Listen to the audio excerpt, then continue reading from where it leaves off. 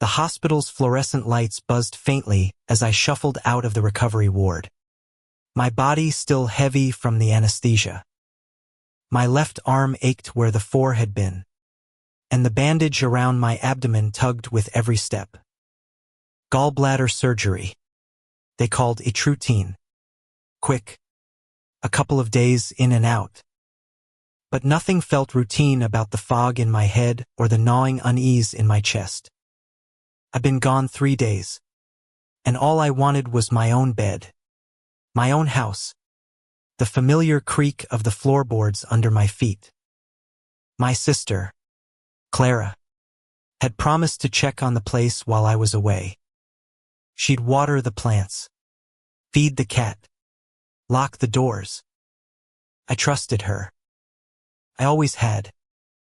The cab dropped me off at dusk. The sky a bruised purple over our quiet suburban street. My house looked the sammered brick. White shutters. The rosebushes I'd neglected for years still clinging to life. I fumbled with my keys. The hospital bracelet still dangling from my wrist. The front door clicked open, and I stepped inside, expecting the stale air of a house left empty. Instead, I smelled lavender. Not the faint kind from a candle, but sharp, deliberate, like someone had been here, cleaning, rearranging. My stomach twisted, and it wasn't just the stitches. I called out for Clara, my voice thin and raspy. No answer. The living room was off cushions fluffed, coffee table polished, a vase of fresh lilies I didn't own sitting in the center. My cat, Miso, was nowhere to be seen. I dropped my bag by the couch and moved toward the stairs, each step sending a dull throb through my core. The house was too quiet, the kind of quiet that hums with secrets. Upstairs, the hallway was dim, the light bulb I'd been meaning to replace still dead. My bedroom door was closed. I turned the knob. Locked. I froze, my hand still gripping the cold metal. I never locked my bedroom door. Not once in the 10 years I'd lived here. My heart kicked up, an unsteady rhythm that made my head spin. I knocked, softly at first, then harder. Clara. You in there? Nothing. I pressed my ear to the wood, straining to hear. A faint rustle, like sheets shifting. Someone was inside. My bedroom. My bed. I banged on the door, pain flaring in my side. Who's there? Open the door. The lock clicked, and the door cracked open. Just an inch. A woman's face peered out pale, sharp-cheeked, with dark eyes that didn't blink. She wasn't Clara. She wasn't anyone I knew. Can I help you? She asked, her voice calm, almost polite, like I was the one intruding. I stepped back, my breath catching. Who are you? This is my house. She tilted her head, a small smile curling her lips. Your house. Oh, honey, I think you're confused. Confusion turned to rage, hot and sharp, cutting through the post-surgery haze. I pushed past her, ignoring the stab of pain in my abdomen. The room smelled like her lavender and something sweeter, like vanilla. My bed was unmade, sheets tangled, a stranger's jacket draped over my chair. She stood in the doorway, watching me, unbothered. You need to leave, I said, my voice shaking. Now. She didn't move. Instead, she crossed her arms and leaned against the frame.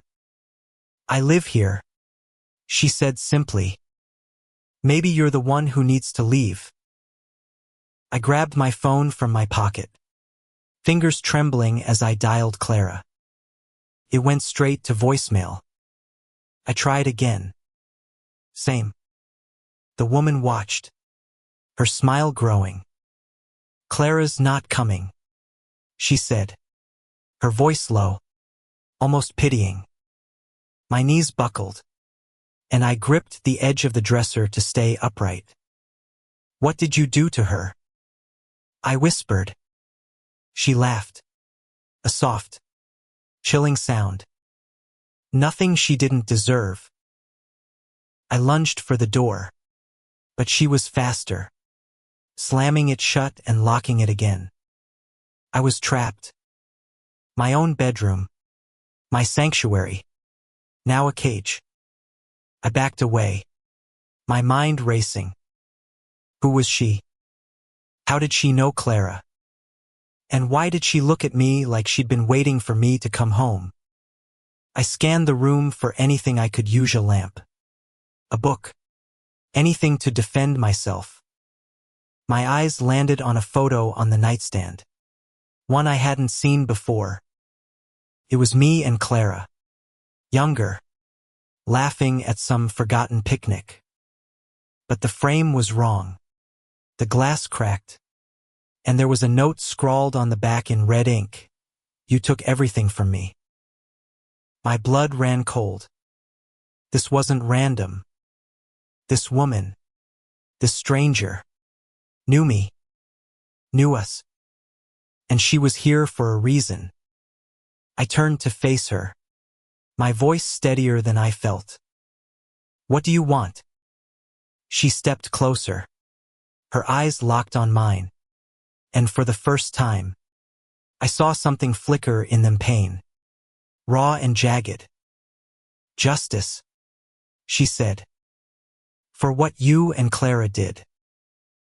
I didn't understand. Not then. But as she spoke, her words dripping with venom, memories I'd buried deep started clawing their way up.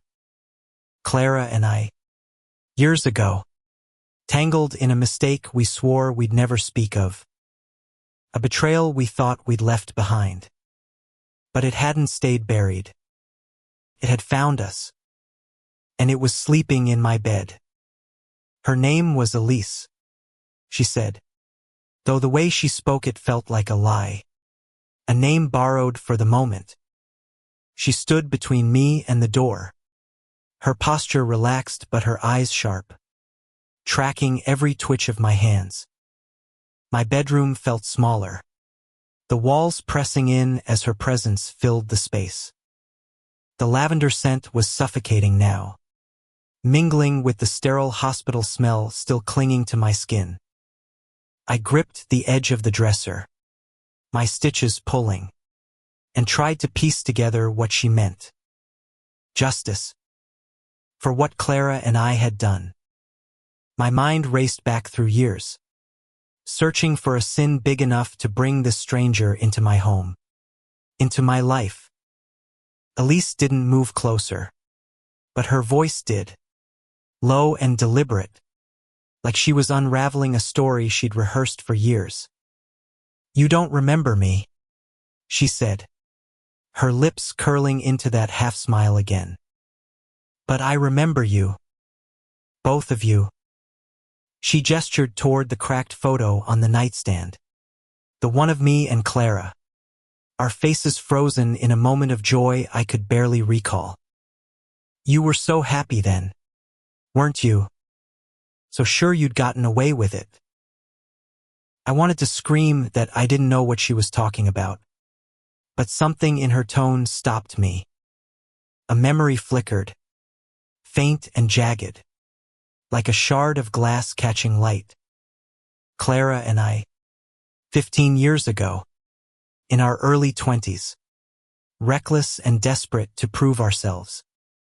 We'd been close then, closer than sisters, bound by secrets we swore to keep. There was a night, party, a blur of music and cheap wine, and a boy named Daniel. His face came back to me now, hazy but sharp enough to make my stomach lurch. Daniel, with his easy smile and promises of forever. Daniel, who disappeared after that night. What do you know about Daniel? I asked, my voice barely above a whisper. Elisa's eyes lit up, a spark of triumph flashing across her face. Everything, she said. I know what you did to him. What you both did. My knees weakened, and I sank onto the edge of the bed, the sheets still warm from her. I didn't want to believe her, but the weight of her words pressed down, heavy and undeniable. We didn't, I started, but she cut me off. Don't lie, she snapped, her calm facade cracking. You and Clara ruined him. You took his future, his family, everything he had, and you walked away like it was nothing. Her voice trembled, not with fear but with rage, the kind that had been simmering for years. I shook my head, trying to piece it together. Daniel had been trouble, hadn't he? A charmer who got too close, who pushed too far. Clara had warned me about him, said he was using me, using us. And then, what? The night was a fog, but I remembered Clara's face, pale and resolute, saying we had to protect ourselves. Tell me what you think we did, I said, forcing my voice to stay steady. Elise laughed, a bitter sound that made my skin crawl. You want me to spell it out? Fine. You set him up. You and Clara made sure everyone believed he was the monster. You spread lies, turned his friends against him, got him kicked out of school. He lost everything, his scholarship, his reputation, his family's trust. And then he was gone. Her voice broke on the last word, and I saw it again, that flicker of pain in her eyes. He was my brother, she said softly. And you destroyed him. The room spun. Her brother. Daniel's sister. I hadn't known he had a sister. I hadn't known much about him at all. Not really. Clara had handled it. Said she'd take care of everything after that night. I trusted her. Let her clean up the mess while I buried my guilt and moved on. But now, here was Elise, standing in my bedroom, her grief and anger a mirror to the shame I'd tried to forget. I didn't know, I said, my voice cracking. I didn't mean for, save it. She interrupted, stepping closer. You don't get to play innocent. Not now. She reached into her pocket, and my heart stopped, expecting a weapon. Instead, she pulled out a small, worn notebook, its pages yellowed and curling. Daniel's, she said, tossing it onto the bed. He wrote about you, about Clara, about what you did. I stared at the notebook, afraid to touch it, afraid of what it might say. Why are you here? I asked, my voice trembling. What do you want? Elisa's smile returned, colder now, more calculated. I want you to feel what he felt, she said. I want you to lose everything, just like he did. And I'm starting with this house. She gestured around the room, her eyes gleaming. Your safe little world. It's mine now. Panic surged through me. I lunged for the notebook, but she was faster, snatching it back. Not yet, she said. You'll read it when I'm ready. She moved to the door, unlocking it with a deliberate slowness. Get comfortable, Anna. You're not going anywhere. She slipped out, and the lock clicked again, leaving me alone in my own bedroom, her words echoing in my head. I sank to the floor, my stitches screaming, my mind a storm of guilt and fear. Daniel's face, Elisa's voice, Clara's absence, they swirled together, pulling me back to that night I tried so hard to forget. I didn't know what Elise had planned, but I knew one thing: she wasn't here to forgive. She was here to destroy, and I had no idea how to stop her. The room felt like a trap, the air thick with Elisa's lingering scent.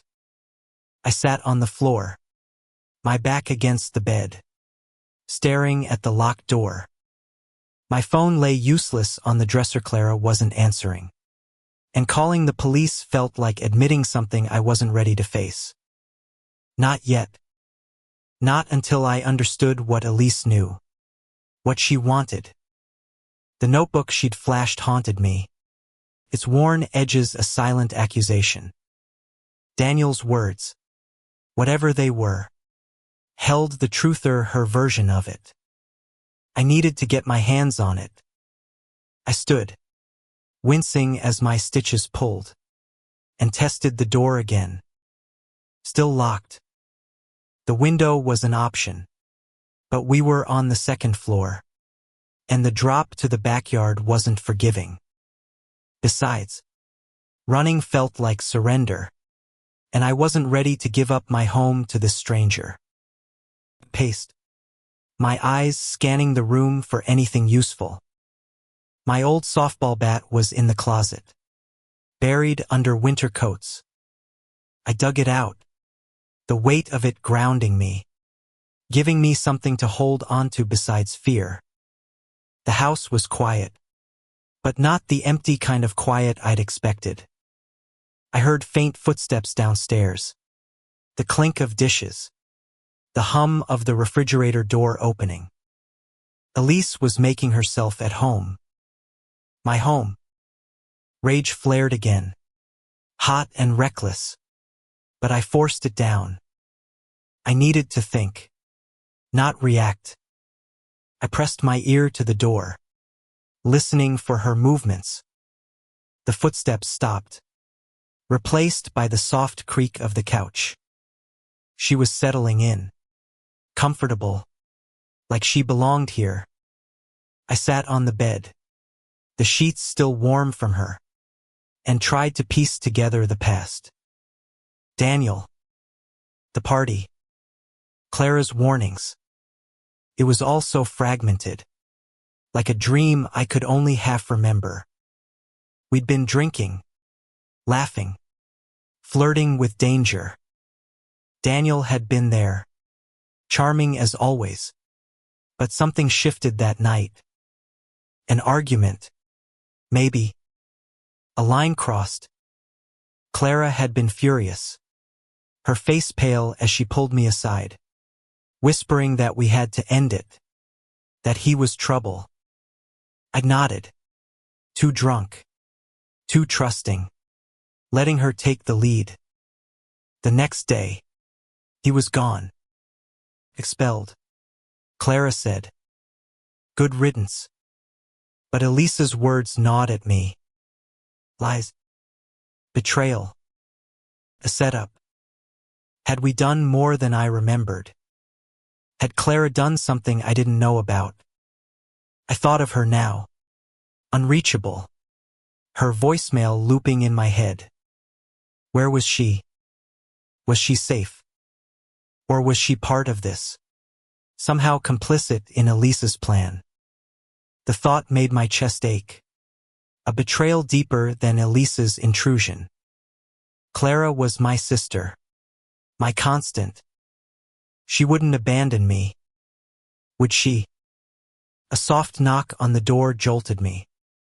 Anna. Elise called. Her voice syrupy. Mocking. Dinner's ready. Come join me. I didn't move. Didn't answer. The bat was heavy in my hands, my knuckles white around it. "Don't be rude," she said, her tone sharpening. "We're going to be spending a lot of time together. Might as well get used to it." The lock clicked, and the door swung open.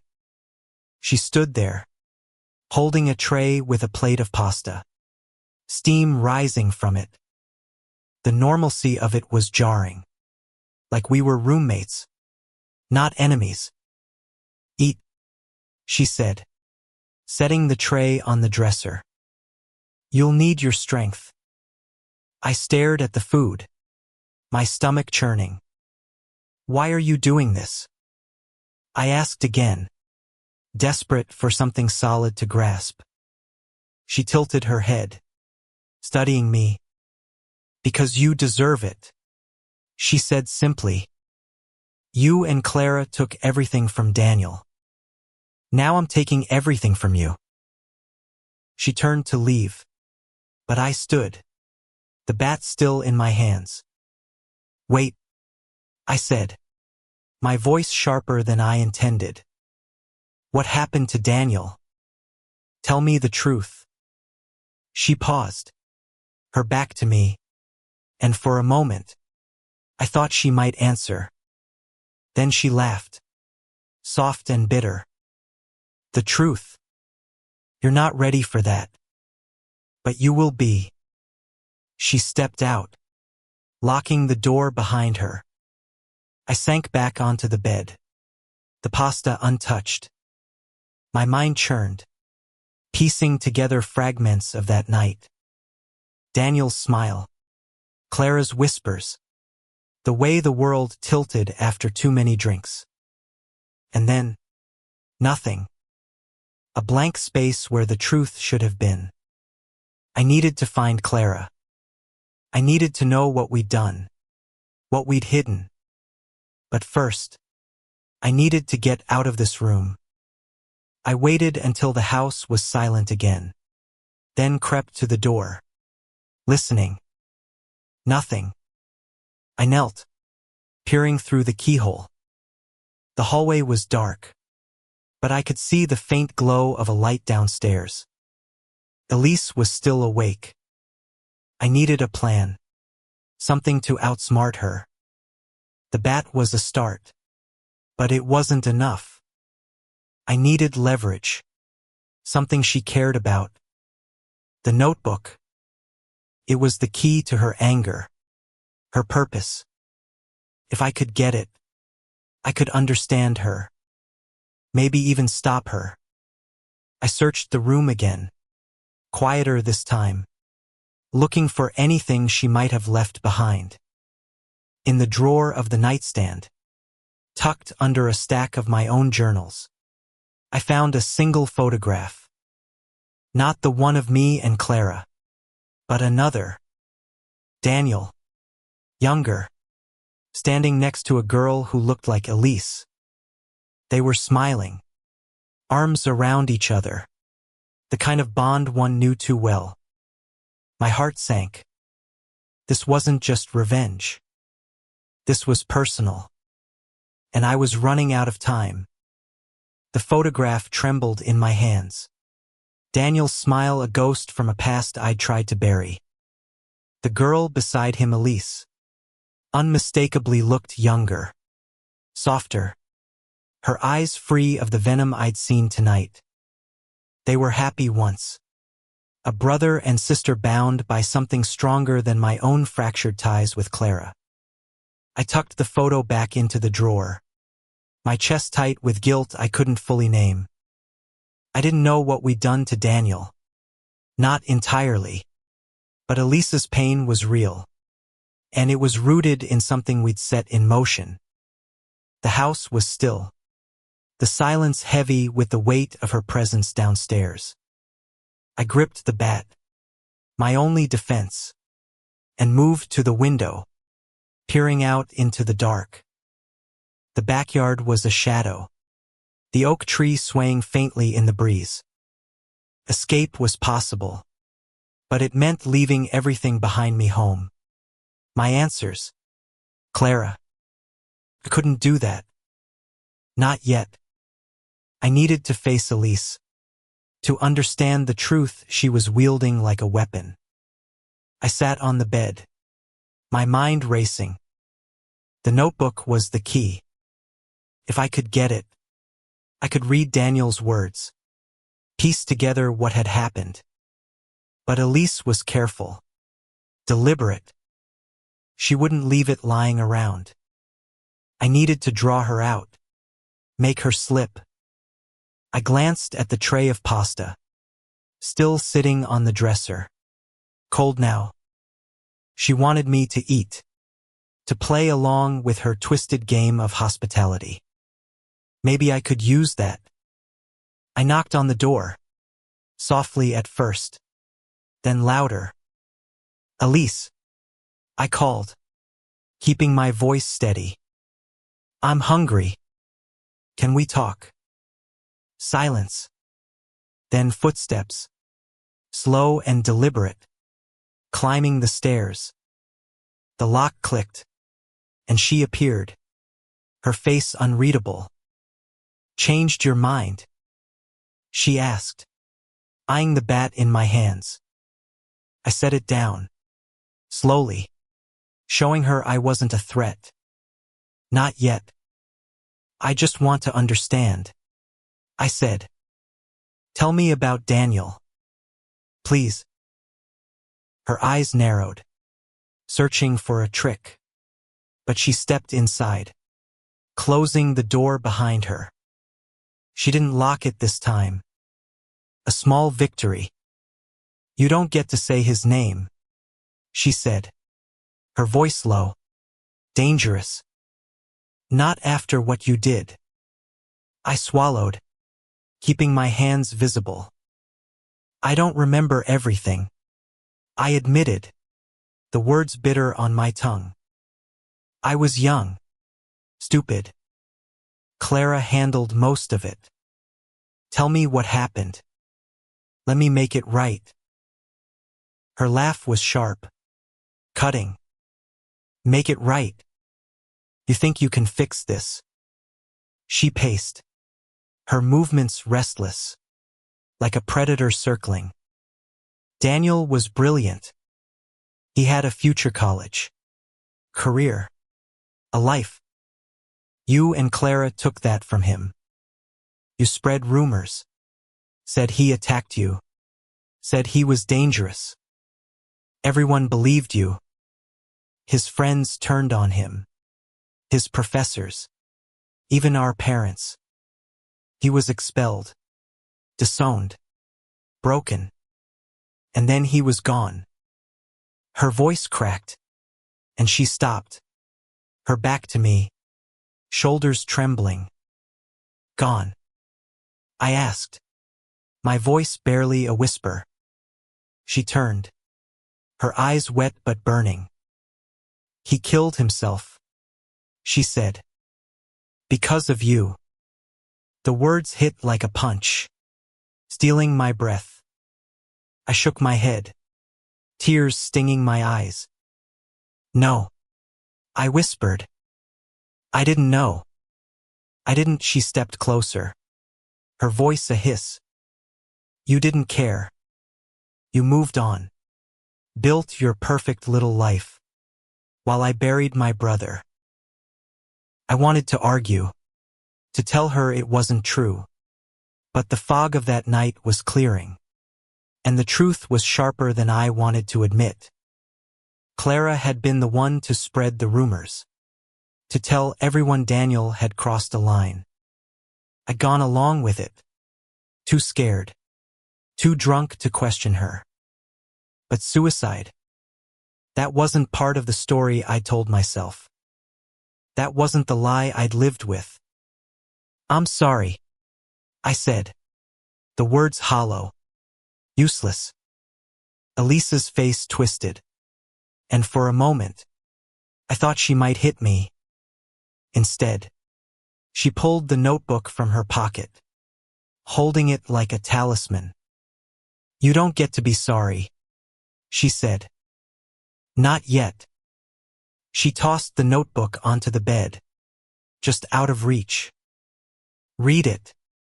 See what you did.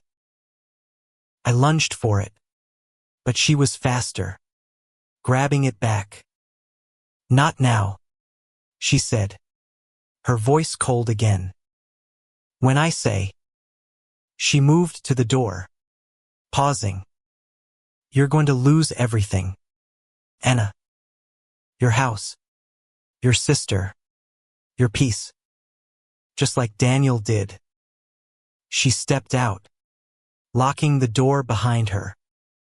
I sank to the floor, my head spinning. Daniel was dead. Because of us. The guilt I'd buried for years was clawing its way out. Raw and relentless. I needed to find Clara. To hear her side. To know if she'd lied to me. Too. But first, I needed to get out of this room. I grabbed the bat again. My hands steadier now. Fueled by a mix of fear and resolve. Elise wanted revenge. But I wasn't going to let her win. Not without a fight. I waited, listening for her footsteps to fade. Then I moved to the door, testing the knob again. Still locked. But the window was still an option. I opened it, the cool night air rushing in.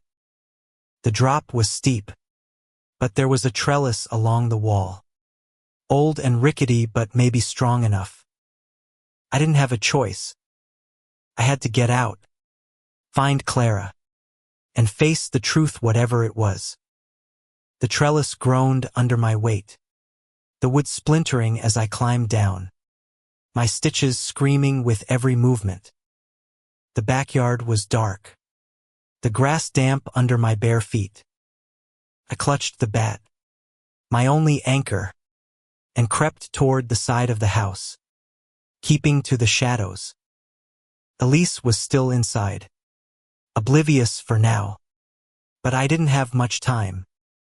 My car was in the driveway, but the keys were upstairs, trapped with everything else she'd claimed.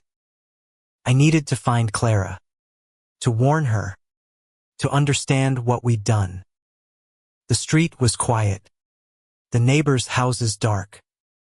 I moved quickly, ignoring the pain in my side, and headed for Clara's apartment. A mile away. The night air was sharp, cutting through my thin hospital gown and the sweater I'd grabbed from the closet. My mind churned, replaying Elisa's words, Daniel's face, the notebook I hadn't read. Suicide. The word was a weight, crushing the excuses I'd built over the years. Had we really driven him to that? Or was Elise twisting the truth, using her grief to justify her invasion? Clara's building loomed ahead, a squat brick complex with flickering streetlights. Her apartment was on the second floor, and I prayed she'd be there, safe, with answers. I buzzed her door, my hands shaking. No response. I buzzed again, then pounded on the glass sunshine, my voice hoarse. Clara. It's me. Nothing. Panic clawed at me. Was she gone? Or worse? I tried the knob, but it was locked. Desperate, I looked around, then grabbed a rock from the landscaping and smashed a small window by the door. The glass shattered, and I reached through, unlocking the door from the inside. Her apartment was dark, the air stale. Clara. I called, flipping on a light.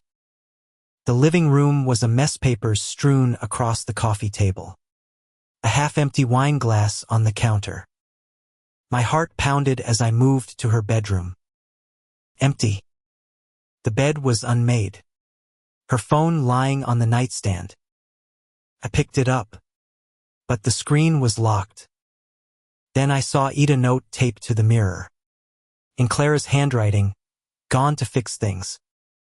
Don't worry. Fix things. What did that mean? My stomach twisted. Clara knew something. She'd left without telling me. And now Elise was in my house. Couldn't be a coincidence. I sank onto the bed, the bat slipping from my hands. The guilt, the fear, the questions, they were suffocating me. I needed to find her. But where? My eyes fell on a photo on her dresser. Another one of us. Taken last Christmas. We were smiling. But there was a tension in her eyes. A secret I hadn't noticed before. My phone buzzed in my pocket, startling me. A text from an unknown number. Come home. Anna. We need to talk. Elise. She had my number. How? My hands shook as I typed a reply. Where's Clara? No response. I stood, gripping the bat again, my resolve hardening. I wasn't going to wait for her to come for me. I was going back. The walk back was a blur, my body running on adrenaline. The house was dark when I arrived, the front door slightly ajar. I slipped inside, bat raised, my heart pounding. The living room was empty, the lilies still sitting on the coffee table, their scent cloying. I crept upstairs, the bat heavy in my hands. My bedroom door was open now, the room dark. I flipped on the light, and there she was, Elise, sitting on my bed, the notebook in her lap. You're persistent, she said, her voice calm but edged with something darker. I like that. I tightened my grip on the bat. Where's Clara? I demanded. She smiled, patting the notebook. She's safe. For now. Sit down. Anna. It's time you read this.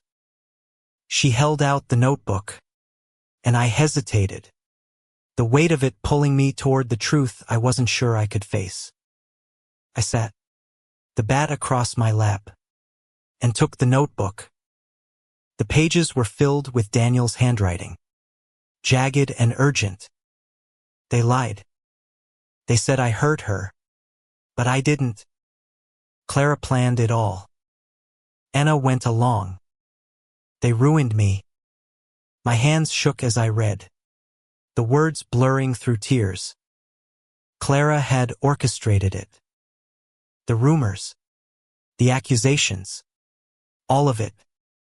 I'd been too drunk, too weak to question her. And Daniel had paid the price.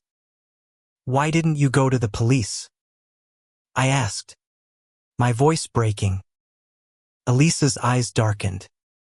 Because no one would believe me. You two were perfect, untouchable. But not anymore. She stood, moving closer. I'm taking it all back. Starting with you. I gripped the bat, my heart racing. I wasn't going to let her win. Not without a fight. Elise stood over me, her shadow falling across the notebook in my lap. Daniel's words burned into me, each sentence a dagger of guilt. Clara had planned it all, and I'd followed, blind and complicit.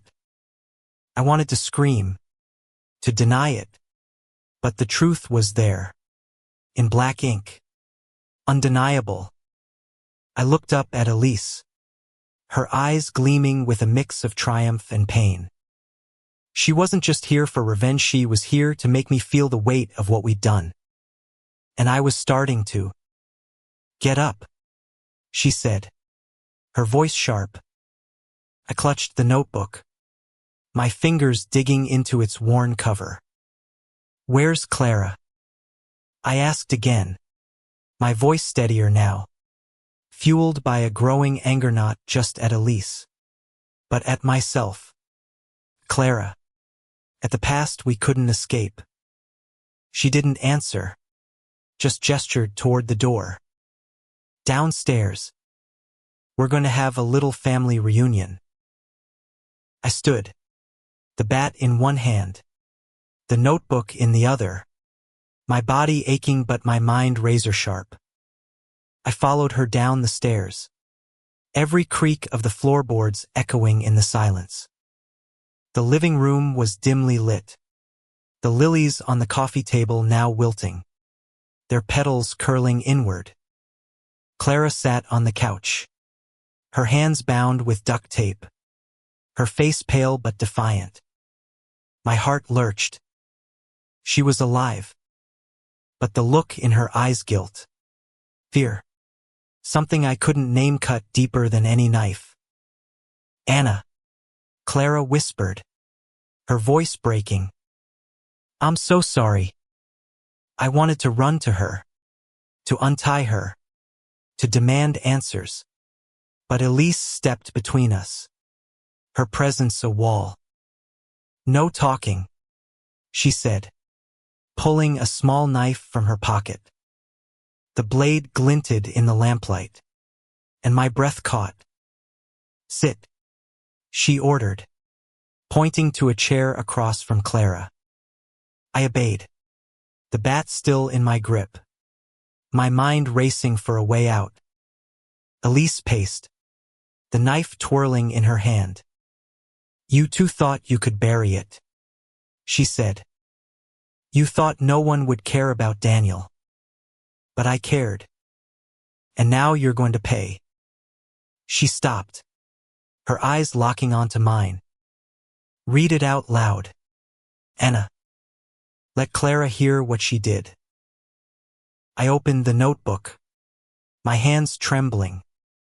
The words were raw, desperate. A young man's life unraveling on the page. Clara told everyone I attacked her. She said Anna was too drunk to remember. But she backed her up. They made me a monster. I lost everything. My voice shook as I read, each word a blow. Clara's eyes filled with tears. But she didn't look away. I didn't mean for it to go that far. She whispered. I just wanted him gone. Gone. Elise snapped, stepping toward her. You destroyed him. You lied. And he killed himself because of it. Clara flinched, her shoulders hunching. I was scared, she said. He was getting too close. Manipulating you. Anna. I thought I was protecting you. I stared at her, my heart splitting. Protecting me. Or protecting herself. The notebook felt like a bomb in my hands, ready to explode. Keep reading, Elise said, her voice cold. I turned the page, my eyes scanning Daniel's final entry. I can't live with this shame. They won. I'm sorry, Elise. My voice broke, and I stopped, unable to go on. Elise grabbed the notebook, her face twisted with rage. Finish it, she shouted. But I couldn't. The guilt was too heavy, crushing me. I didn't know, I said, tears streaming down my face. I didn't know he'd die. Elisa's laugh was bitter. You didn't care.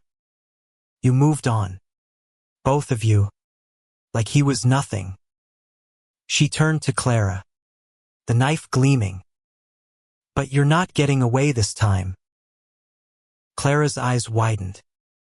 Anna, do something, she pleaded. I gripped the bat, my mind a storm of fear and resolve. Elise was unraveling, her grief driving her to the edge. I had to stop her. But how? The bat was heavy, but using it meant crossing a line I wasn't sure I could come back from. Elise, I said, standing slowly, the notebook falling to the floor. This won't bring Daniel back. You're hurting. I see that. But this isn't justice. Her eyes flashed, the knife trembling in her hand. You don't get to tell me about justice, she hissed. You don't know what it's like to lose everything. But I did. I was losing Clara, my trust in her, my sense of who I was.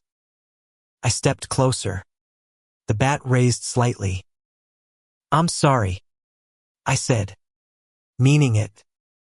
I was weak, and I let Clara take control. I'll live with that forever. But don't do this. Don't become what you think we are. For a moment, her face softened, the knife lowering an inch. Then Clara spoke, her voice desperate. Elise, I was wrong. I'll turn myself in. I'll tell the truth. Elise froze, her eyes darting between us. I saw my chance. I lunged, not for her, but for the knife, grabbing her wrist. We struggled, the bat falling, the knife clattering to the floor. Clara screamed, and I pinned Elise down, my stitches burning. Stop, I gasped, holding her wrists. It's over. Her eyes burned with hatred, but the fight was draining out of her. I looked at Clara, her face streaked with tears. Untie yourself, I said. Call the police. She nodded, fumbling with the tape. Elise went limp beneath me, her breath ragged. You'll never be free, she whispered. You'll carry this forever. And she was right. As Clara dialed 911, I knew the truth would haunt me. But I also knew I had to face it, not for Elise, not for Daniel, but for myself. The police arrived in a blur of flashing lights and sharp voices, their boots heavy on my floorboards. I sat on the couch, Elise's wrists now bound with zip ties, her eyes fixed on the ground. Clara stood by the window, her face pale, her hands free but trembling.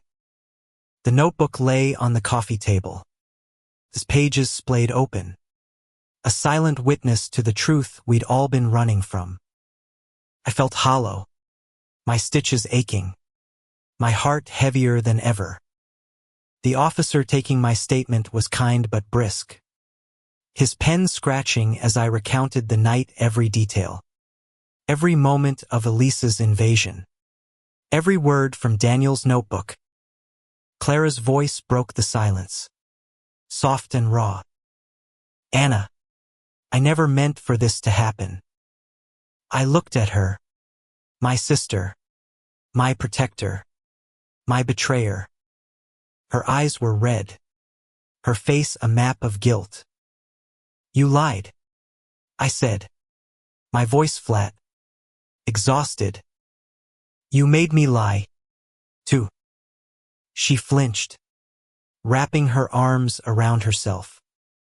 I thought I was saving you, she whispered. Daniel was trouble. I thought I had to. I wanted to believe her, to cling to the bond we'd always had. But the notebook's words echoed in my head. Daniel's pain, his despair, his death, they were on us. On her. On me. You didn't trust me enough to tell me the truth, I said. You let me think he just left. Clara's tears fell, but I felt no urge to comfort her. Not yet. Maybe not ever. Elise stirred, her voice low but venomous. You think this ends with me in handcuffs? She said, her eyes meeting mine. You'll never escape what you did. The officer pulled her to her feet, but her gaze stayed locked on me, piercing. Every night, you'll see his face. You'll know you broke him. I didn't look away, but her words sank deep, a truth I couldn't deny.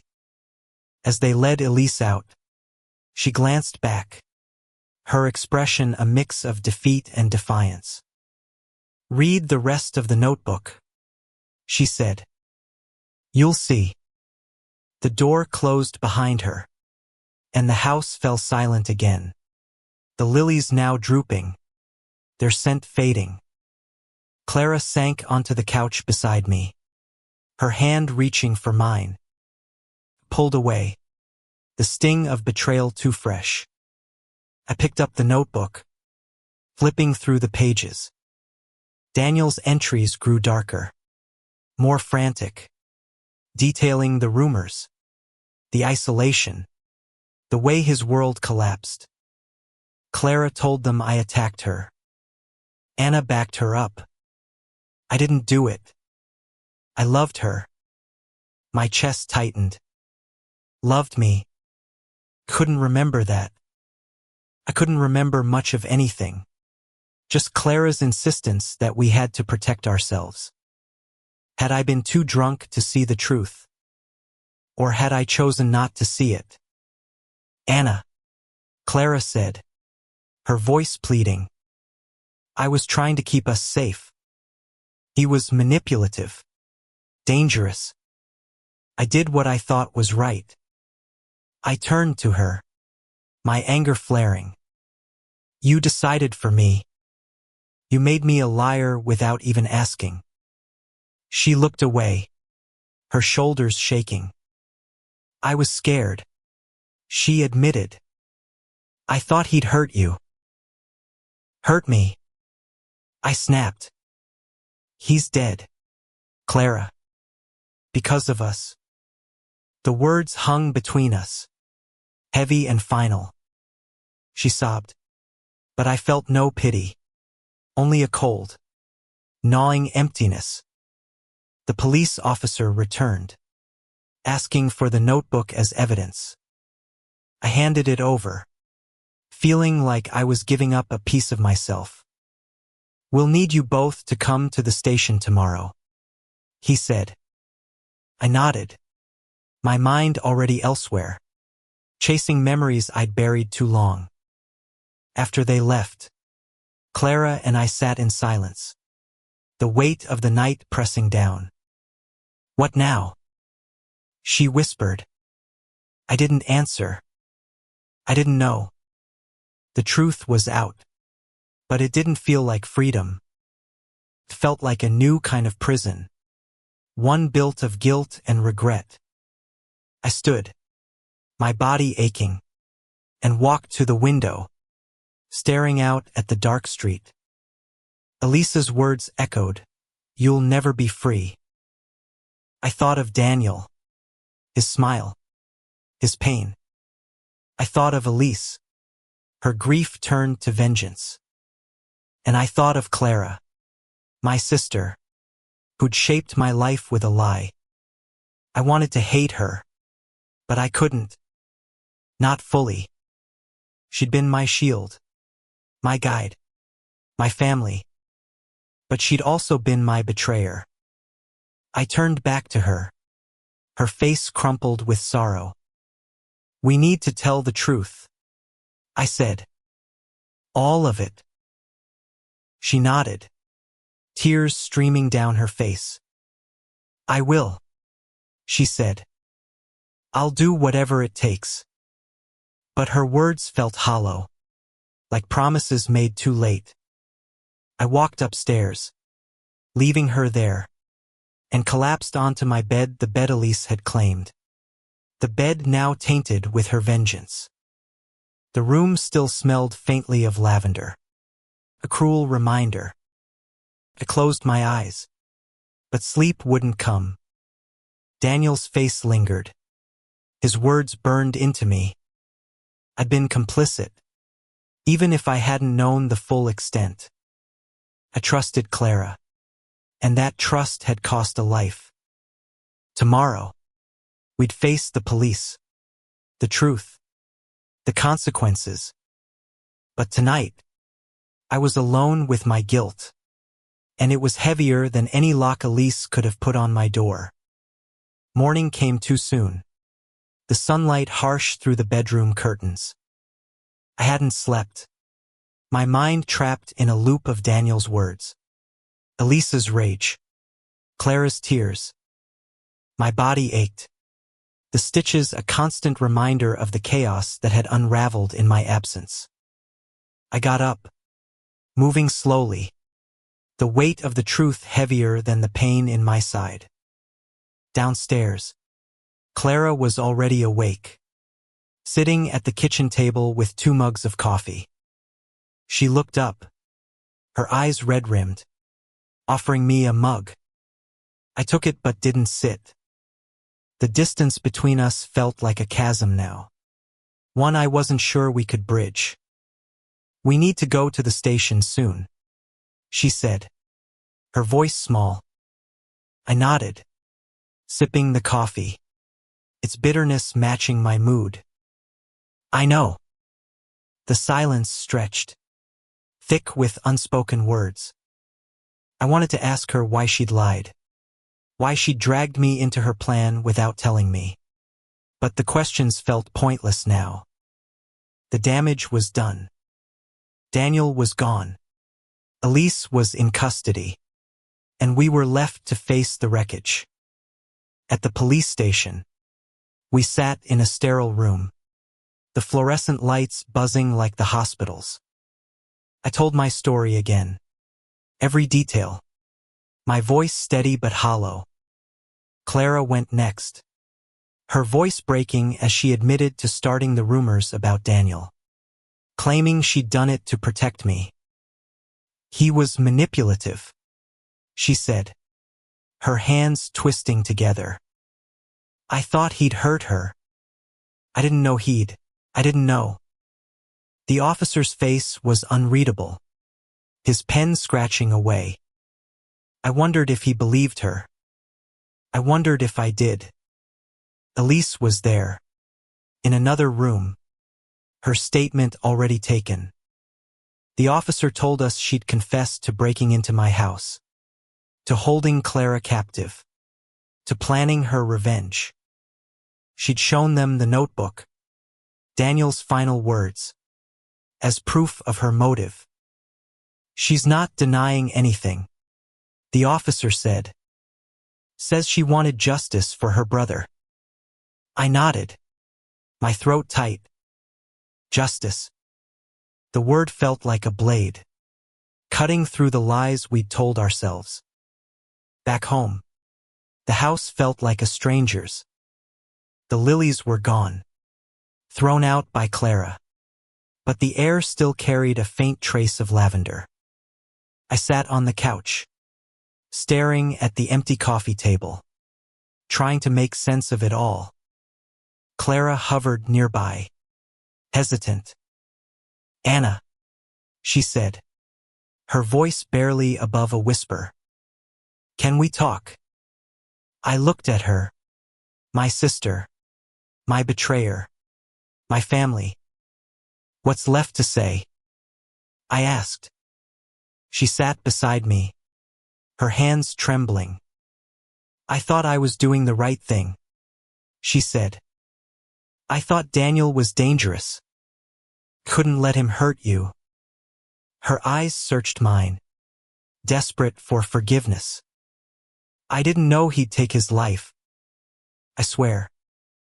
I wanted to believe her, to cling to the sister I'd always trusted. But the notebook's words were seared into me. They lied. They won. You should have told me, I said, my voice cold. You made me a part of it without giving me a choice.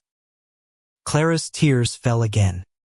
But this time, I felt a spark of pity. She'd been scared, young, reckless, just like me.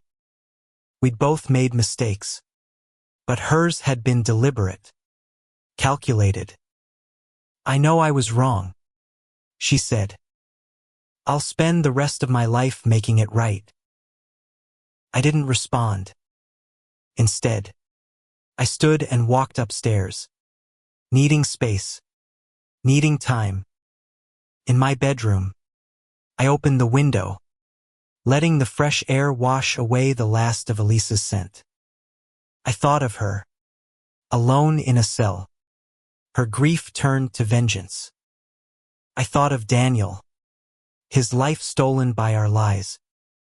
And I thought of myself, complicit in my silence, my weakness.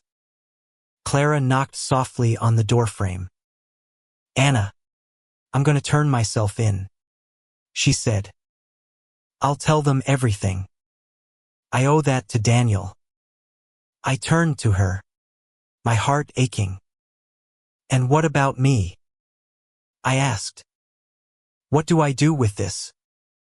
She had no answer, just tears. I looked away, out the window, at the world moving on without us. Days later, Clara confessed to the police, admitting her role in the rumors that destroyed Daniel. I corroborated her story. My own guilt laid bare. The legal consequences were uncertain slander, defamation, emotional distress, but the real punishment was living with it. Elise faced charges for breaking and entering, assault, kidnapping. But in a way, she'd already won. She'd forced us to face the truth, to feel the weight of our actions. I kept the notebook, though the police had a copy. I read it over and over, Daniel's pain a mirror to my own. I didn't hate Clara, not anymore. But I didn't trust her either. We were sisters, bound by blood and secrets. But the secrets had broken us. I moved out of the house, unable to sleep in that bed, unable to escape the ghosts. One night, I visited Elise in jail. She looked tired, her fire dimmed but not gone. I'm sorry, I told her, meaning it. I didn't know the truth, but I do now. She studied me, her eyes softening just a fraction. It's not enough, she said, but her voice lacked its old venom. I nodded, knowing she was right. I left, the weight of my guilt still heavy, but lighter with each step toward redemption. I'd spend my life making it right, not for Elise, not for Clara, but for Daniel, and for myself.